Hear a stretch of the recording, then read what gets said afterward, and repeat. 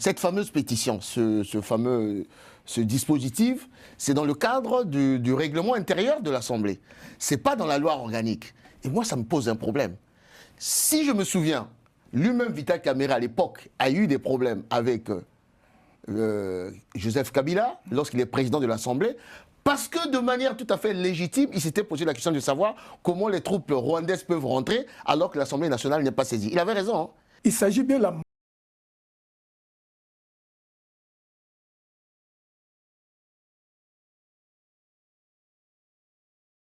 Cette fameuse pétition, ce dispositif, c'est dans le cadre du règlement intérieur de l'Assemblée. Ce n'est pas dans la loi organique. Et moi, ça me pose un problème. Si je me souviens, lui-même, Vital Kamerhe, à l'époque, a eu des problèmes avec Joseph Kabila, lorsqu'il est président de l'Assemblée, parce que de manière tout à fait légitime, il s'était posé la question de savoir comment les troupes rwandaises peuvent rentrer alors que l'Assemblée nationale n'est pas saisie. Il avait raison. Hein. Il s'agit bien de la maturité de ténèbres, la maturité du mal. Parce que quand les gens se font corrompre pour signer une pétition, et ce sont ceux mêmes gens-là qui reprochent au président de l'Assemblée que sa gestion est opaque, mais qui se font corrompre, comme l'avait dit, des billets de 500 $ et autres, pour prendre des pétitions contre le président de l'Assemblée, mais c'est le monde à l'envers. Vous pensez que peut-être c'est le président qui est un sous-marin derrière pour liquider son président de l'Assemblée nationale? Monsieur Vital Kamerhe a une expérience politique relativement importante. Alors, mais le problème, c'est que cette expérience politique est complètement abîmée par la classe politique donc de la RDC, qui passe son temps, en fait, à se chamailler. Pourquoi ? Parce que le système bicaméral, à la fois une chambre basse, qui est l'Assemblée qui est donc élue au suffrage universel, et l'autre au second degré, les sénateurs, de manière provinciale, pose des problèmes. Et il y a donc, entre ces deux groupes, une espèce de compétition.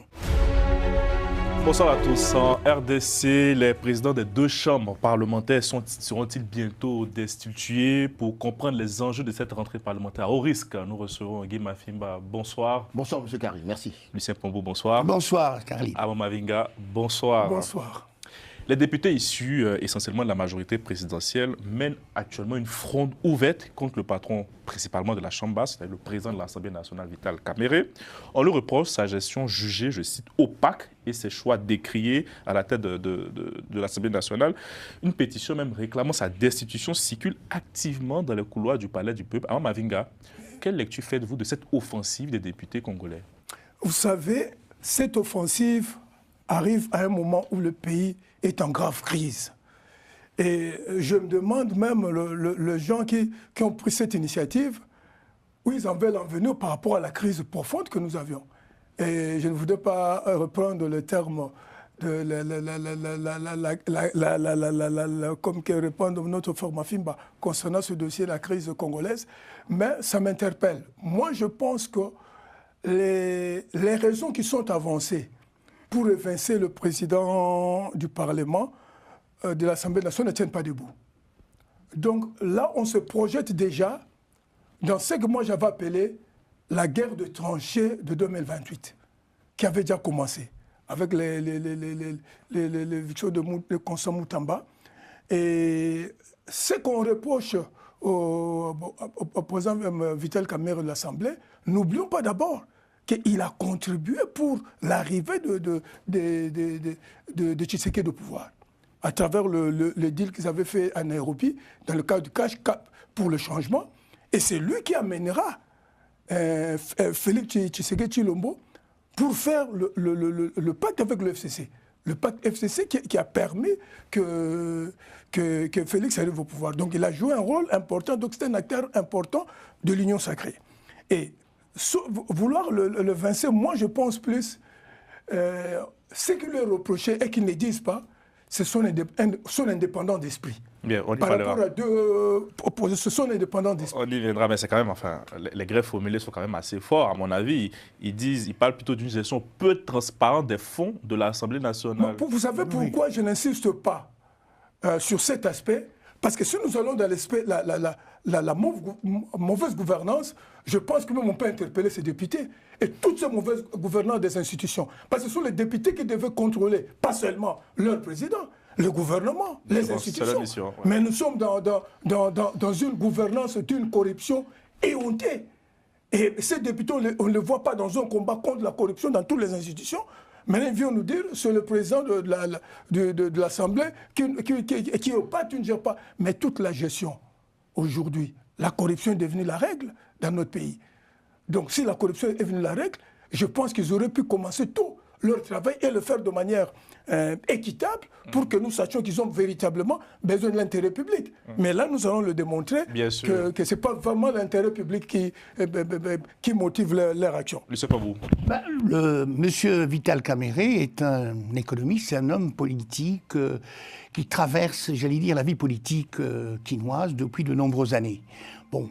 On sait tous qu'après le programme des 100 jours, il avait été effectivement condamné pour 20 ans, d'une certaine manière, pour travaux forcés, 10 ans d'inéligibilité. Ensuite, ça a été ramené à 13 ans, il a payé une caution. Et puis, il a été finalement, la Cour de cassation avait décidé, effectivement, en 22, que finalement, il n'y avait pas matière à poursuivre et qu'il fallait que ce soit la Cour d'appel qui le fît. Or, aujourd'hui, on voit bien que les problèmes continuent. Mais pourquoi continuent-ils ? Simplement parce que Vital Kamerhe est une courroie de transmission importante. Il n'a pas la langue dans sa poche. Il a effectivement travaillé avec Kabila, Joseph Kabila, il en a été son ministre. Il travaille aujourd'hui avec Tshisekedi après avoir été son directeur de cabinet. Bien, on lui reproche en effet 3 choses. C'est-à-dire qu'au niveau de la gestion institutionnelle, de faire le ménage, vouloir faire le ménage et de vouloir mettre les députés, les parlementaires de la RDC au travail. Il a invité effectivement la Cour des comptes effectivement à renforcer les connaissances en matière financière des députés. Ça, c'est une première chose. Une deuxième chose qu'a fait M. Vital Kamerhe, effectivement, c'est de dire finalement la population aussi a un rôle à jouer. Il a validé une commission ad hoc portant sur, on lui avait présenté un document, portant sur l'urbanisation sauvage à Kine, sur les infrastructures, un certain nombre de choses. Et puis, troisièmement, il faut quand même le dire, il a construit un hôpital moderne. Alors, à partir de là, qu'est-ce qui se passe ? Il y a de la jalousie, premièrement. Il y a de la jalousie, ça c'est la première chose. Deuxième chose, mon frère Bavinga l'a dit, 2028 se prépare. Donc il faut l'éliminer. Alors, vous avez Jean-Michel Massa Lukonde, le président du Sénat, ouais, qui n'est pas directement impliqué dans l'affaire, mais qui remue les braises en dessous. Car, pour créer effectivement une espèce de, d'embrouillamini, passez-moi l'expression, vis-à-vis de M. Vital Kamerhe. Ça, c'est une première chose. Deuxième chose, vous avez des tas de gens qui demandent sa mort. Alors, c'est qui ? C'est le vice-président de l'Assemblée nationale, M. Mbossé, Kodia, Pangwe, qui demande effectivement quasiment sa mort en allant voir les féticheurs pour que on le maraboute. Et puis, ça, c'est la réalité.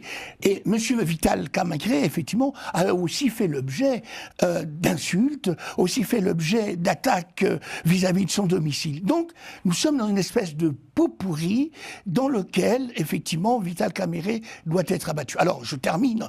Le président Tshisekedi a convoqué les deux, avec Madame Judith, la première ministre, Madame Judith Suminwa, dont on ne sait pas très bien à quoi elle sert, d'une certaine manière, dans la façon de conduire le gouvernement et de conduire la politique en RDC. Bien, que dit le président ? Entendez-vous ? Faites en sorte que les problèmes de la République démocratique du Congo, que les besoins primaires soient satisfaits. Donc, essayez de vous entendre. Bon, là, on a aussi Tshisekedi, je suis désolé de le dire, le président Tshisekedi, il a été élu en 2019, il était aux affaires, il a été réélu en 2023, j'allais dire, heureusement qu'il s'en va. Pourquoi ? Oui, je le dis directement. Il n'est pas suffisamment exigeant vis-à-vis d'abord de la Première ministre, vis-à-vis des ministres. Regardez un pays qui a 54 ministres, c'est énorme. 6 vice-présidents, 9 ministres d'État, et des ministres délégués. Vice-premier ministre. Ok, vice-premier ministre. Ministre d'État, ouais. Exactement. Et alors, à quoi servent-ils ?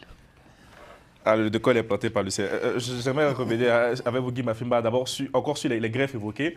Moi, quand je préparais l'émission, je me dis, bon, il y a une sorte de déconnexion entre les réalités que vivent les quotidiens et une petite classe politicienne là, qui essaie de se protéger leurs intérêts. Regardez ce qu'ils disent, suppression des soins médicaux pour les parlementaires et leurs familles, absence de dotation de véhicules de fonction. Dans quel monde vivons-nous?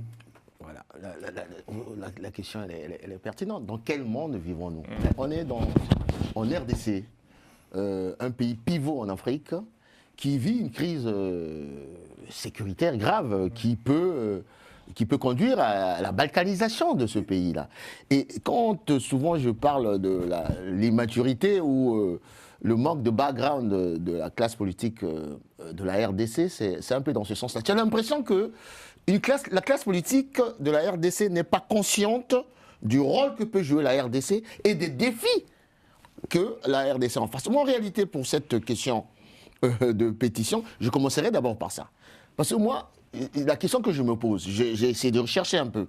Cette fameuse pétition, ce dispositif, c'est dans le cadre du règlement intérieur de l'Assemblée. C'est pas dans la loi organique. Et moi, ça me pose un problème. Si je me souviens, lui-même, Vital Kamerhe, à l'époque, a eu des problèmes avec Joseph Kabila, lorsqu'il est président de l'Assemblée, parce que de manière tout à fait légitime, il s'était posé la question de savoir comment les troupes rwandaises peuvent rentrer alors que l'Assemblée nationale n'est pas saisie. Il avait raison, hein, mais il a été destitué suite à une pétition. Pour moi, ça pose un problème. Et c'est les juristes qui doivent regarder ces choses-là. Pourquoi? Parce qu'il y a des états d'âme d'une catégorie, et là, en l'occurrence, pour des questions d'hôpitaux, je ne sais pas quoi, on se met à destituer... Des privilèges, je veux dire. Des privilèges. Parce que regardez ce qu'on dit non, le vieux Mbosso était très généreux. On en rigole, mais c'est du pleurer rire, comme disait Henri Lopez. Oui. Donc, pour des questions de privilèges, on peut mettre en branle la déstabilisation d'un État qui est déjà déstabilisé. Et c'est là où je reviens à mon deuxième argument. La Constitution de la RDC, c'est 3 institutions. La présidence de la République, le gouvernement, le Parlement et les tribunaux et les cours. Ça veut dire que, comme c'est des institutions qui sont plus ou moins imbriquées, s'il y a une déstabilisation au niveau du Parlement, automatiquement, on se retrouve dans le 3e argument, l'union sacrée, c'est-à-dire la majorité actuelle, qui va être déstabilisée, et le gouvernement qui va être déstabilisé. Et enfin, je finirai par l'argument de Lucien Pambou qui est pertinent sur la responsabilité du président de la République. J'ai comme l'impression, et c'est avec regret que je le dis, quand je regarde le président Tshisekedi fonctionner, j'ai l'impression de voir le président Pascal Lissouba. Nous sommes dans un processus démocratique, avec une classe politique qui est immature. Si tu es le garant des institutions, du fonctionnement des institutions, il faut savoir taper sur la table. Et je reviens sur le cas Moutamba, ici sur ce plateau. On avait dit, si le président Tshisekedi avait pris soin d'arrêter cette histoire au niveau de la procédure de Moutamba, on n'allait pas avoir un front aujourd'hui ouvert sur l'affaire Moutamba. Et aujourd'hui, sur cette affaire des fameux députés qui veulent destituer le président de l'Assemblée, il a réuni là dernièrement, le 8 septembre, les différentes institutions. Il aurait pu taper sur la table pour dire arrêtez-moi ça. Et c'est d'autant plus qu'il est le président de la majorité. Pourquoi laisser ce fameux député, le fameux Crispin Bindoulé, qui est à la tête de cette fronde? C'est ça, merci de préciser. Et bien entendu, les gens sont déjà dans les tranchées.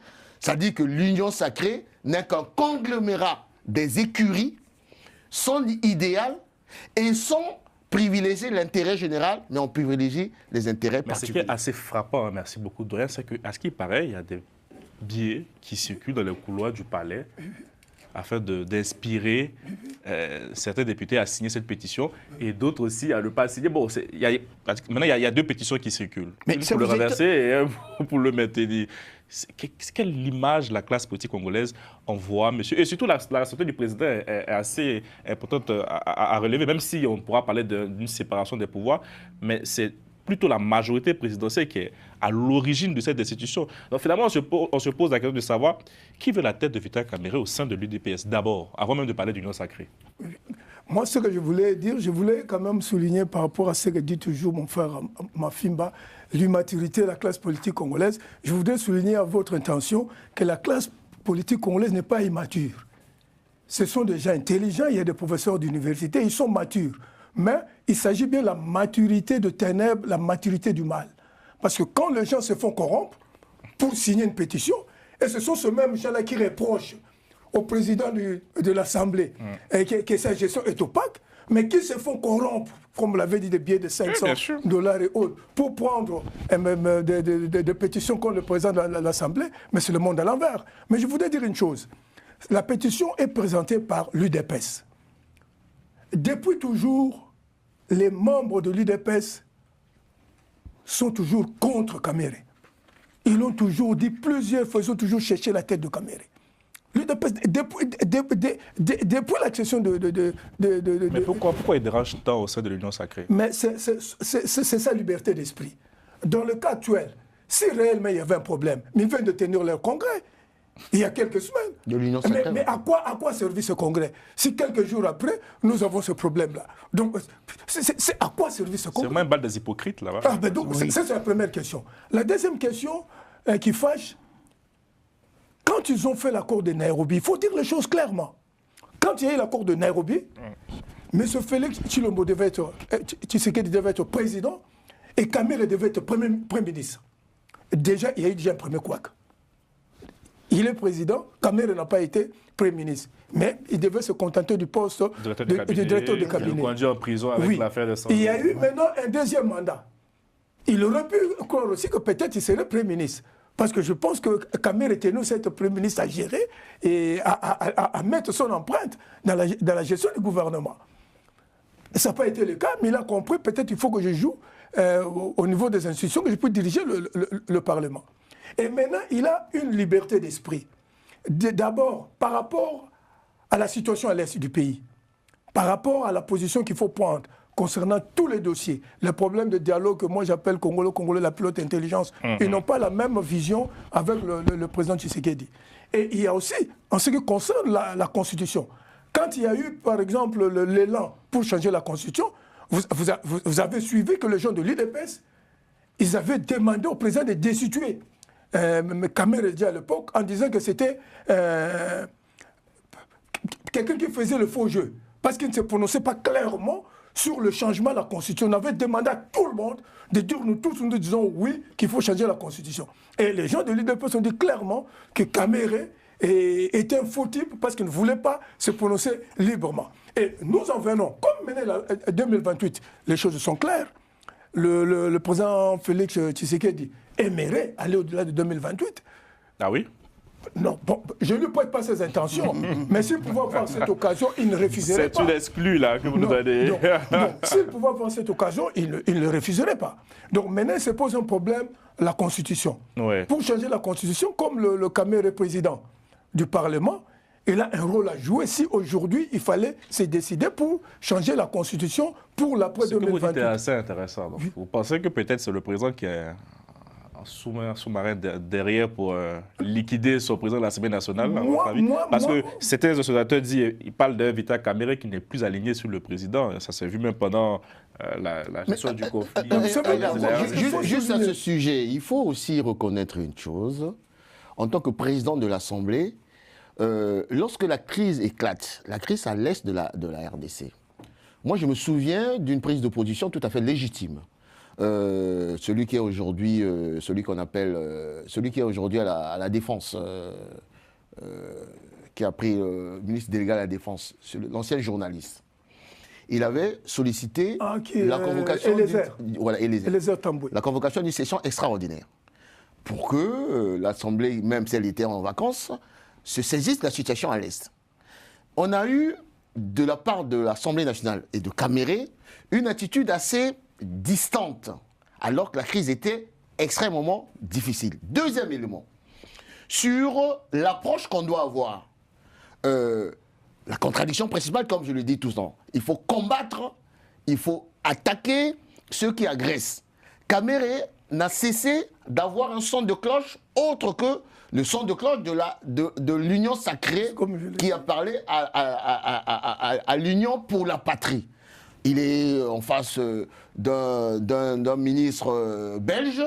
Quand il arrive, il dit « moi, je privilégie le dialogue ». C'est vrai que c'est le pacificateur. Mais non, Ça, c'est des erreurs assez graves. Et le dernier élément, je pense, la manière dont il a géré le cas Moutamba, comparé au cas Matata Pogno, où il a pratiquement desserré l'étau, la digue qui pouvait éviter, d'ailleurs le procès a démontré qu'il y a eu vice de forme. Donc tous ces éléments ont fait en sorte que Kamere a commencé à avoir des flèches au niveau d'une partie de sa majorité. Et n'oublions pas une chose, l'Union sacrée se crée après la fin de la coalition FCC de Kabila et Cash de Kamere et une fois que l'Union sacrée est créée, c'est des transfuges kabylistes qui se retrouvent, comme on dit, sans colonne vertébrale. On se retrouve dans, passez-moi le terme, dans une espèce de panier à crabes où il n'y a pas d'idéal. Et lorsque j'ai suivi les recommandations du dernier congrès de l'Union sacrée, je me suis posé la question de savoir quelle est la ligne directrice politique de cette coalition au regard des défis et au regard des échéances futures. Et là, ça pose un problème. Ma prochaine question est très simple. Est-ce que l'Union sacrée ira au bout? Alors, je ne sais pas si l'Union sacrée ira jusqu'au bout, mais je pense que Vital Kamere, lui, effectivement, pour moi, je peux me tromper. Il est présidentiable? Ok, il est présidentiable et pour moi, c'est le véritable homme politique dans ce pays. Pourquoi je le dis? Il y a un excellent livre de la part d'un journaliste, André Chenagor, qui dit « Parlementaire, pourquoi faire ?» Alors, la réponse, elle est donnée par l'attitude et par le comportement de M. Vital Kamere. Mavinga disent en effet que le discours de M. Vital Kamere n'est pas un discours relativement franc. Moi, je dis la chose suivante. Il est critique vis-à-vis, en fait, des deux présidents qu'il a servis, que ce soit vis-à-vis de Kabila, d'ailleurs c'est pour ça qu'il en est parti, il s'est séparé, et vis-à-vis de M. Tshisekedi. Bien. Il y a un autre élément, en fait, qu'il faut faire entrer en ligne de compte. Il faut savoir d'où est né, d'où vient M. Kabila, d'où vient M. Kamere. Il vient du Kivu. Or, le Kivu, tout le monde, vous le savez tous ici, c'est cette partie-là de l'Est où les conflits sont relativement importants. Vous ne pouvez pas demander à un homme politique originaire de ce pays-là, de cette zone géographique, de ne pas avoir une forme d'empathie. J'ai pas dit de forcément baisser la garde ou de laisser tomber les armes, mais on peut pas l'empêcher d'avoir une forme d'empathie. Ça, c'est une première chose. La deuxième chose, c'est que M. Vital Kamere a une expérience politique relativement importante. Alors, mais le problème, c'est que cette expérience politique est complètement abîmée par la classe politique donc de la RDC, qui passe son temps, en fait, à se chamailler. Pourquoi ? Parce que le système bicaméral, à la fois une chambre basse, qui est l'Assemblée qui est élue au suffrage universel, et l'autre au second degré, les sénateurs, de manière provinciale, pose des problèmes. Et il y a donc, entre ces deux groupes, une espèce de compétition. Alors, est-ce que l'Union sacrée peut continuer à exister? Jusqu'en 2028. Jusqu'en 2028, ça va être compliqué, mais il faudra trouver un dénominateur en point commun. Vous savez, en ce qui concerne l'Union sacrée, je l'ai toujours dit, l'Union sacrée, mais elle n'est pas sacrée. Donc c'est vraiment une union souillée. Parce que les alliances inopportunes produisent toujours de mauvais résultats. Et quand il y a des alliances et que les acteurs ne respectent pas leurs engagements, produisent aussi toujours de mauvais résultats. En fait, il y a un pacte qui existe entre Félix Tshisekedi Tshilombo et Vital Kamere. Vous dirigez, et après, ce sera mon tour. C'est connu de tout le monde. Donc, ce sont des engagements qu'ils avaient pris. Donc, en toute logique, s'ils respectaient leurs engagements, le président Félix Tshisekedi Tshilombo ne pourra plus être candidat. Et c'est pour le compte de l'Union sacrée, ce sera Vital Kamere, s'ils respectaient leurs engagements. Mais comme je viens de dire, les alliances inopportunes produisent de mauvais résultats. Donc, les gens ne respectent pas leurs engagements. Donc, une maison divisée ne peut pas subsister. Donc pour moi, l'Union sacrée n'existe que de nom. Nous allons partir de division en division et nous allons maintenant entrer dans une véritable guerre de tranchées. Plus nous allons nous avancer. Le 2028, ce sera vraiment des guerres de tranchées. Au risque de fragiliser le président de la République. Et ce qui est plus grave, comme l'a dit mon frère Mafinga, et il s'amuse dans ce jeu d'acteurs pendant qu'une partie de notre pays est occupée. Donc ils risquent même donc de faire le jeu de la balkanisation du Congo. Est-ce qu'ils comprennent la gravité de ce qu'ils sont en train de prendre comme responsabilité? Parce que si le pays demain est balkanisé, et ils seront comptables de tout ce qu'ils sont en train de faire maintenant. Mais c'est quand même assez grave, c'est quand même assez incroyable. Mais je sais que l'UDPS, mais c'est ça le problème de l'UDPS. L'UDPS, il y a une certaine frustration. Et quand vous verrez quand les gens de l'UDPS en veulent la Caméré, en fait, quand ils en veulent en Caméré, mais l'UDPS a ces problèmes internes qu'il n'a pas pu gérer. C'était ce grand parti qui faisait rêver tout le monde. Et la plupart des membres de l'UDPS ne croient plus aux rêves. Aujourd'hui, moi j'entends des membres du camp présidentiel qui souhaitent déjà le départ en 2028 du président, en disant que ce que nous avons espéré, nous ne pourrons plus l'avoir. Nous vous souhaitons un bon départ en 2028 de gens de l'UDPS, de son camp. Donc c'est assez paradoxal. Le jeune d'un parti demandait le départ. Je vais confirmer vos propos. Hein. J'ai des indiscrétions. Le remaniement a fait quand même à laisser, je dirais, beaucoup de victimes. Pour parler un peu, en tout cas dans le camp présidentiel, il y a beaucoup qui ont été frustrés du fait qu'ils ont beaucoup combattu auprès du président, que ça d'avoir des postes, surtout des jeunes. Je ne vais pas les citer, hein, que nous connaissons tous ici. Et donc, c'est un argument assez intéressant, ce que vous dites, pour compléter effectivement l'état dans lequel se trouve. Et maintenant, le problème de l'UDP, c'est quoi? C'est un grand parti qui n'a pas pu construire la cohérence interne autour de son idéologie. Et vous verrez, c'est l'un des plus grands partis, le plus divisé de nos partis dans notre pays. Et vous verrez toujours, il y a toujours des L. Ah, elle Tshisekedi, elle Birindwa, elle. Ça donne l'impression d'être une pluralité d'opinion. Non, ce n'est pas une pluralité d'opinion. C'est-à-dire que ce sont des gens qui ne s'accordent pas sur une véritable feuille de route cohérente par rapport à leur idéologie de l'état de droit et le peuple d'abord. Et c'est ce qui fait que... Ce sont des notions. Circonstance atténuante, je souhaite nuancer pourquoi. Félix Tshisekedi arrive, il n'a pas tout le gouvernail du pays. Il n'a pas la majorité au Parlement. Félix Tshisekedi se bat pendant 3 ans pour avoir la majorité. Il fallait déboulonner Kabila. C'est là où on arrive à l'Union sacrée. Maintenant, lorsqu'on arrive à l'Union sacrée, on revient sur...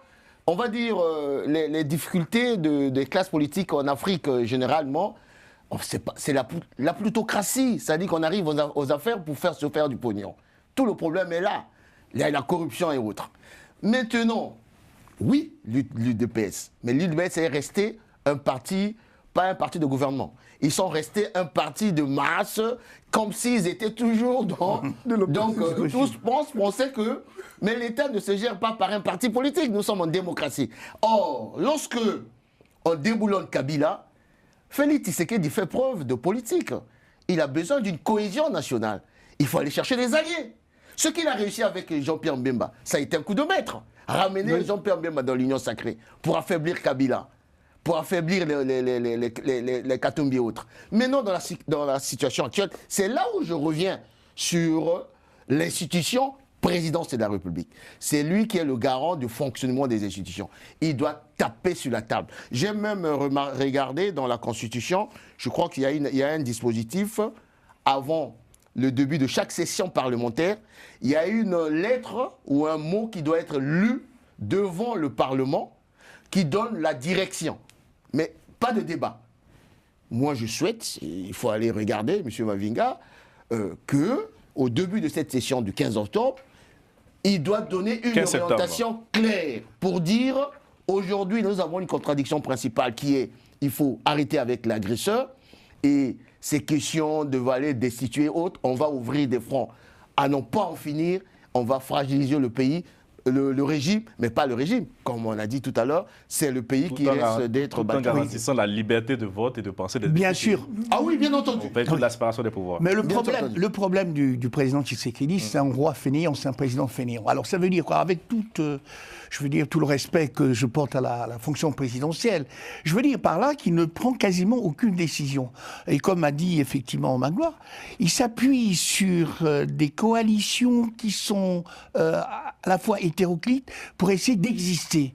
Alors qu'il faudrait qu'il préside. Il est obligé. Oui, non. Alors, il est peut-être obligé, mais il a perdu, en fait, du temps à essayer de concilier les situations inconciliables. Ça veut dire, concrètement, qu'il est en partie responsable de ce qu'il arrive. Et donc, je crois que le gros problème des présidents africains, ou simplement des hommes politiques africains, c'est qu'ils pensent et ils rêvent de façon très théorique. Et ils ont du mal, en fait, à descendre dans l'arène et à prendre compte de ce qui se passe pour pouvoir gouverner réellement. Comparaison n'est pas raison, M. Carré. Regardez. On aurait pu l'opposer le fait qu'aussi que le président il préside et gouverne, là où on demande au président de rester en suppléant. Monsieur Carril, vous savez, la démocratie, c'est une construction inachevée. Prenons le cas ici, là. Macron a perdu la majorité depuis pas mal de temps. Mais comme il a une orientation, il a un objectif à atteindre, il vous prend ses amis qu'il nomme à chaque fois Premier ministre. Un chef d'État qui est le garant des institutions, ben, à un moment, il faut faire preuve d'autorité. Et je pense, contrairement à ce que je pense, les gens pensent, il a encore de l'autorité, le président Félix Tshisekedi. Et comme je dis, cette affaire des gens qui veulent des privilèges et autres, il peut l'arrêter parce que c'est le chef de la majorité. D'ailleurs, je pense qu'il a commis une erreur au niveau de la Constitution lorsqu'il a présidé le congrès de l'Union sacrée. Mais qui nous le montre, il ne le montre pas. Officiellement, la chef de la majorité, c'est Judith Suminwa. Ah bon, celle-là, malheureusement, elle est inexistante. Hein. Elle est transparente. Elle est peau de fleurs. Je lance une invitation à la Première ministre qui nous antenne. On aimerait bien l'interroger pour qu'elle puisse nous parler de ses ambitions. C'est une invitation officielle. Madame la Première ministre, vous êtes attendue sur le plateau de Global Africa Télé Sud avec nos chroniqueurs, que vous nous parlez de vos priorités pour les années à venir, pour ce nouveau gouvernement. En ce moment de crise jusqu'aux élections, parce que ça va être tumultueux jusqu'en 2020. En tout cas, l'invitation a été lancée. J'espère qu'elle ne